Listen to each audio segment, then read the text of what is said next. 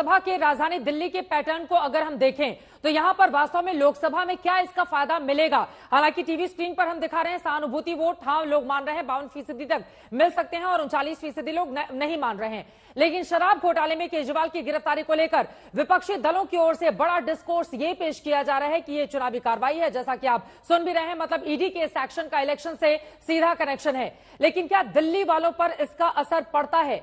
हम आपके सामने पिछले 10 से 11 साल के अंदर हुए चुनावों का आंकड़ा रखेंगे, जिससे दिल्ली वालों के वोट पैटर्न का अंदाजा आपको मिल जाएगा। 2013 के विधानसभा चुनाव में बीजेपी को 33%, आपको 30%, कांग्रेस को 25% वोट मिले थे। हालांकि बहुत ज्यादा वक्त हुआ नहीं था आम आदमी पार्टी का गठन हुए, 2012 नवंबर में वो गठित होती है और फिर देखिए इस तरह का वोट पैटर्न आता है जब तीनों ही मिलकर चुनावी मैदान में जाते हैं। लेकिन कुछ ही महीने के बाद जब 2014 के लोकसभा चुनाव होते हैं तो बीजेपी का ग्राफ बढ़ जाता है 46%, आपको 33%, कांग्रेस तीसरे नंबर पर 35% वोट शेयर हासिल करती है। यहां साफ तौर पर बीजेपी लोकसभा चुनाव में बड़ी बढ़त उसको मिली। 2013 के मुकाबले 2014 में कुल 16% मतदाताओं ने अपना मूड पूरी तरह से बदल लिया।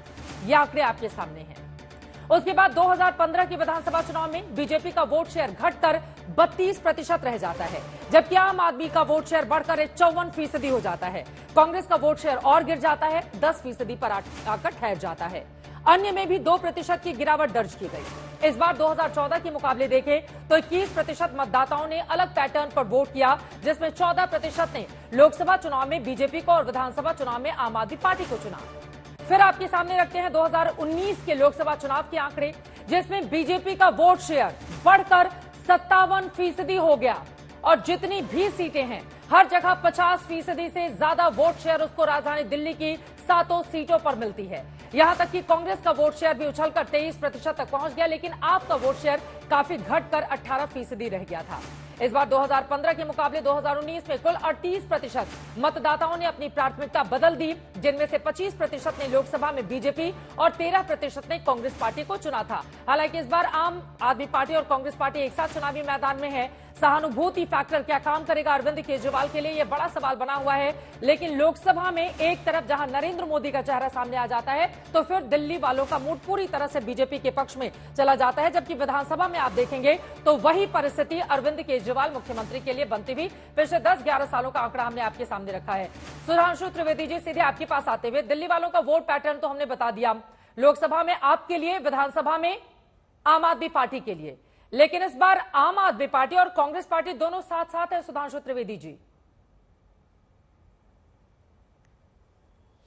आपने जो वोट पैटर्न दिखाया, मैं दर्शकों को ध्यान दिलाना चाहता हूं, इसमें सबसे गहरा नोज डाइव अगर किया है तो आम आदमी पार्टी ने 54% से 18% पे आना, और कांग्रेस का न्यूनतम 4% है और आम आदमी पार्टी का 18%, भाजपा का न्यूनतम 32-33% है।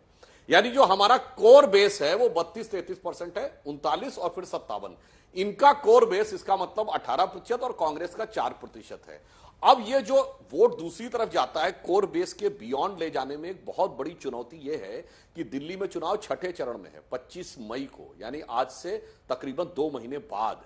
तो ये जो अभी आपने सर्वे कराया है, इस भावना को, इस वातावरण को, अभी बहुत सारी स्थितियां आएंगी, कानूनी तकनीकी विषय आएंगे, और जब ये आएगा कि केजरीवाल जी किसी दूसरे को बनाना नहीं चाह रहे हैं अथवा अपनी पत्नी को भी बनाना चाह रहे हैं, क्या क्या परिस्थितियां आएंगी। इसलिए बहुत आसान नहीं है कि 2 महीने बाद की स्थिति को आज करना। परंतु मैं राशिद जी की बात कहना चाहूंगा। राशिद जी ने बहुत अच्छी बात कही कि भ्रष्टाचार को लेकर भारत में थोड़ी स्थिति अलग है, मगर आप बहुत सेलेक्टिव हो गए। सर, मैं और विस्तार से बता देना चाहता हूं, ये करुणानिधि जेल जाके चुनाव जीते थे, बादल साहब भी जेल जाके चुनाव जीते थे, मुलायम सिंह मायावती दोनों डिस्प्रोपोर्शनेट एसेट के केसेस जीतने के बाद चुनाव जीते थे, शिबू सोरेन जीते थे। पर इसमें ये बात बताइए, इसमें से कौन मोदी जी और अमित शाह जी के जमाने में, भाजपा के जमाने में जेल गया था? आपने जो बात बोली उसमें क्रक्स ये है, ये सब पुराने भ्रष्टाचारी हैं, ये सब पिछले 30 सालों से किसी न किसी मुद्दे पे जेल जा चुके हैं। कई लोग कोर्ट कचहरी के चक्कर काट चुके हैं, जांच एजेंसियों के चक्कर काट चुके हैं, और वो सब अपनी परिवार में सैकड़ों करोड़ की संपत्ति बना चुके हैं, और आज अपने अपने भ्रष्टाचार को छुपाने के लिए, अपने अपने पारिवारिक सरमाए को बचाने के लिए आकर हल्ला मचा रहे हैं। जो राशिद जी ने बात कही, दर्शकों को कहता हूं सब जाके याद कर लीजिए, कब करुणानिधि जेल गए थे, कब बादल साहब जेल गए थे, कब मुलायम सिंह जी मायावती जी के ऊपर केसेस हुए थे, कब शिबू सोरेन जी गए थे, कब लालू प्रसाद यादव जी जेल गए थे। वो भी जेल जाने के बाद 97 के बाद 2 बार चुनाव जीते थे, एक बार चुनाव वो भी जीते थे सन 2000 में। इसीलिए मैं कहना चाहता हूं इन लोगों की वस्तुस्थिति दिल्ली की प्रबुद्ध जनता को बहुत अच्छी तरह समझ में आ जाएगी और निश्चित रूप से निर्णायक विजय भारतीय जनता पार्टी के पक्ष में होने में कोई मुझे संदेह नहीं दिख रहा। रशीद किदवई जी, मुझे लगता है आप इस पर टिप्पणी कर दे। वो बता रहे हैं कि पिछले जितने भी नेताओं का आपने नाम लिया है वो बीजेपी के शासन में तो जेल गए नहीं, कांग्रेस यूपी का ही शासन था जब इन लोगों को जेल हुई। चित्रा, देखिए मैं राजनीतिक चश्मे से बात नहीं करना चाहता। देखिए सोरेन परिवार के सदस्य को टिकट दिया गया, तमाम बातें, लेकिन सुधांशु जी का ब्रॉड पॉइंट सही है, वो बात सही है, लेकिन मैं उस बात का जवाब ही नहीं दे रहे कि भाजपा क्यों हिचक रही है, क्यों अरविंद केजरीवाल के ऊपर जो न्याय संगत बात है, कानून के हिसाब से बात है, जो एक उसका जो अमित शाह जी की बात करी, नरेंद्र मोदी जी की बात करी, उनका जो इकबाल है उसके हिसाब से क्यों कार्रवाई नहीं हो रही है अरविंद केजरीवाल पे, क्यों उनको मुख्यमंत्री पद से हटाया नहीं जा रहा, उसके क्या कोई राजनीतिक कारण है? यदि है तो क्या है? मुख्यमंत्री को खुद पद से इस्तीफा नहीं दे देना चाहिए रशीद किदवई जी, इसका भी आप जवाब दे देते। प्रियंका जी भी जवाब देंगे, सुधांशु जी भी देंगे। तो साफ है, उन्हें इस्तीफा देना होता तो दे देते, वो इस्तीफा तो देना नहीं चाहते, वो चाह रहे हैं कि डिसमिस हो और राजनीतिक रूप से शहादत का दर्जा पाए। हाँ, एक लाइन में बोल लीजिए, फिर प्रियंका जी आ रही हूँ आपके पास। सुधांशु जी, एक लाइन आशुतोष जी ने जो बोला था उसी में इसका क्रक्स है। उन्होंने अंतिम लाइन बोली थी कि अगर इसके बाद भी कोई नहीं छोड़ रहा तो वो क्राइम है। और राशि जी से मैं कहूंगा कि जो व्यक्ति जेल में है वो इस्तीफा नहीं दे रहा है और आप ये कह रहे हैं कि भाई इसको डिसमिस क्यों नहीं किया जा रहा है, यानी अगर ये कहा जाए कोई अपराधी अपराध करके खड़ा है और अभी गिरफ्तार होगा या थोड़ी देर बाद गिरफ्तार होगा तो दोष जो है पुलिस का है, ये तुरंत जेल में क्यों नहीं हो रहा, अपराध करने वाले का दोष थोड़ी है। ये जो तर्क दिए जाते हैं, मुझे लगता है इन तर्कों को दिल्ली की जनता और देश की जनता भली बात ही समझती है। आशुतोष जी कुछ कहना चाह रहे हैं? मूल जो ओनस लाइक करता है उन लोगों पे जो कहते थे कि हम नई राजनीति के अलंबरदार। हाँ, नई राजनीति के अलंबरदार अगर कुर्सी पर इस तरह से बैठे रहेंगे, आशुतोष जी अनम्यूट करें अपने आप को, तो फिर पूछा जाएगा ना कि कुर्सी से इतना मोह क्यों है। चित्रा जी, यूनान में एक जमाने में सोफिस्ट हुआ करते थे, उनके कुतर्कों को सोफिस्ट्री कहा जाता था।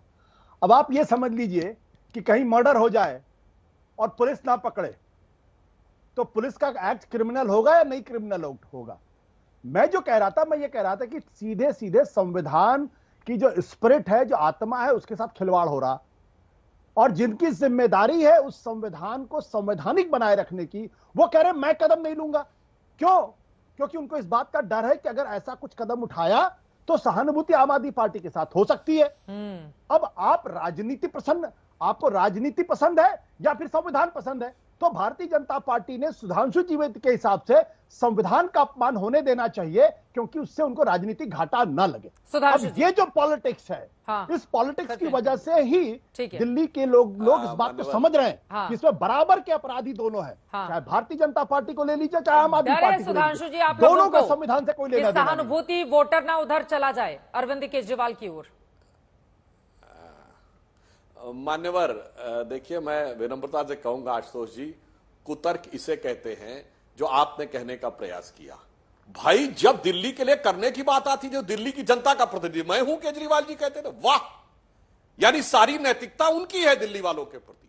अब अचानक आपने कहा उनकी नैतिकता शून्य और सारी नैतिकता एलजी की, तो गजब का तर्क है साहब, आप लोग एकदम से बदल जाते। और अगर संवैधानिकता की बात करें आशुतोष जी, तो जिस दिन सीएए के खिलाफ दिल्ली की असेंबली ने प्रस्ताव पारित किया था, संविधान का मजाक उसी दिन उड़ा दिया गया था। वरना संसद के द्वारा पारित प्रस्ताव के विरुद्ध कोई विधानसभा, और वो भी जो पूर्ण राज्य की विधानसभा हो, प्रस्ताव नहीं पारित कर सकती। नंबर 2, सीए नागरिकता का कानून था। संविधान में नागरिकता केवल केंद्र का विषय, राज्य से कोई लेना देना नहीं। तो अपने अधिकार से आगे बढ़कर जाकर करने वाली पार्टी ये तो हमेशा इस प्रकार का खिलवाड़ करते रहे। पर चिंता मत करिए, जनता जनार्दन है और वो शिशुपाल की तरह 100 चीजें गिनती है और उचित मौके पे जनार्दन भगवान की तरह अपना निर्णय भी सुनाती है। ये पब्लिक है, सब देख रही है आशुतोष जी, वो कहना चाह रहे हैं। चित्रा 5 सेकंड देखिए, सुधांशु जी ने फिर सोफिस्टी कर रहे हैं। सुप्रीम कोर्ट ने फैसला दिया दिल्ली सरकार के मद्देनजर कि चुनी हुई सरकार है और चुनी हुई सरकार से अधिकार लेना यह लोकतंत्र की आत्मा के साथ खिलवाड़ है। लेकिन आपने देखा कि सुप्रीम कोर्ट के किए हुए फैसले को, जो संवैधानिक तौर पर पूरी तरीके से सही था, भारत की संवैधानिकता के पक्ष में था, उसको बदल दिया। आप सुप्रीम कोर्ट के फैसले का उल्लंघन करें तो आप संविधान के साथ हैं। तो मैं ये कह रहा हूं कि आईने में कभी कभी अपना चेहरा भी देख लेना चाहिए। मैं बिल्कुल अरविंद केजरीवाल के साथ नहीं इस पूरे मसले पर, और मैं डंके की चोट पर कह रहा हूं कि किसी भी मुख्यमंत्री को जेल जाने के पहले अपने पद से इस्तीफा देना चाहिए। अगर नहीं देते हैं, सरकार चलाने की बात करते हैं, तो हिंदुस्तान के संविधान का खुलेआम उल्लंघन कर रहे हैं। लेकिन अगर ये सरकार कंटिन्यू करती है तो इसके लिए केंद्र की सरकार और एलजी महोदय जिम्मेदार हैं, जो खुलेआम संविधान का सुधांशु उल्लंघन हो जी, रहा है। दो लाइन और में ये मुझे बच के नहीं क्लोज निकल करना है। ठीक है, दो लाइन में जल्दी से आप हाथ उठा रहे हैं। प्रियंका जी की बात रही जाएगी दोनों लोगों के। देखिए, आशुतोष जी ने जो बात कही है, आशुतोष जी आप प्रबुद्ध व्यक्ति हैं, पुनः आपको इस प्रकार की बात नहीं बोलनी चाहिए थी। जो एक्ट पारित किया हमारी सरकार ने, दिल्ली सरकार पे, वो पूर्व में जो एडमिनिस्ट्रेटिव ऑर्डर था, जिसके तहत कांग्रेस ने हमारी इस केंद्र सरकार के रहते हुए कार्य किया, हमने कांग्रेस के, हमने लड़ाइयां नहीं लड़ी। ठीक है, जो ठीक है। एक्ट पारित प्रियंका किया कक्कड़ जी, प्रियंका कक्कड़ जी, दो लाइन में क्लोजिंग कमेंट, दो लाइन में। क्योंकि केजरीवाल नैतिकता की बात करने वाले मुख्यमंत्री केजरीवाल इस्तीफा नहीं देंगे तो पलटकर पूछा जाएगा कि कुर्सी से इतना ज्यादा मोह क्यों हो गया है। Chitra ji, thank you very much कि आप मेरे पास आ गए आखिर में। चित्रा जी, दिल्ली एकमात्र ऐसा राज्य है जो मुनाफे में बजट में रहता है, क्योंकि यहाँ की एक ईमानदार सरकार है। इन्होंने अगर आरोप लगा दिए, ना कोई कानून हमें बैन करता है कि हम चला पाए सरकार, ना ही भाजपा जैसे करप्ट लोग हमारी पार्टी में है, तो हमारे मतलब कोई रीजन ही नहीं।